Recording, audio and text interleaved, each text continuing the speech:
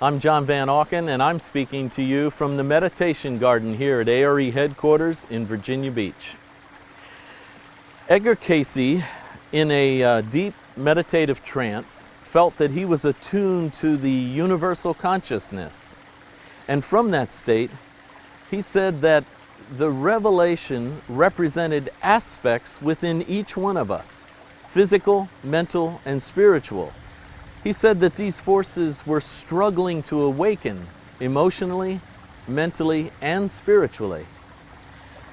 He said that the dragons, the fires, the cities, the visions in the revelation were all emblems of those forces that may war within an individual as it journeys through material life, from entering into the physical body and the physical world to awakening to the spirit.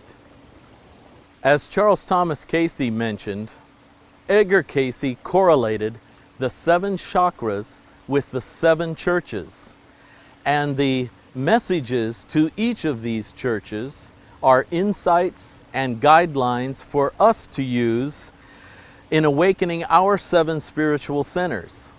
Edgar Cayce also correlated the 7 centers with our 7 endocrine glands in our bodies.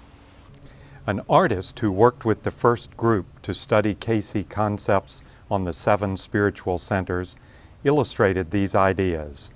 Each of the spiritual centers or chakras in our bodies has a physical, mental, and spiritual aspect to it. They each have strengths and weaknesses. They have a latent power to enliven and enlighten us as we awaken these centers to better vibrations and higher consciousness. Recently, John and I visited the now ancient sites of the original 7 churches of the Revelation. The Bible states that they were located in Asia Minor. The remnants of each church are located in modern-day Turkey. John and I and other members and friends of the ARE walked these sites, prayed and meditated at each one, and videoed them with you in mind. We want to bring to you a visual impression of these once sacred places where so many souls gathered to pray and meditate so many years ago.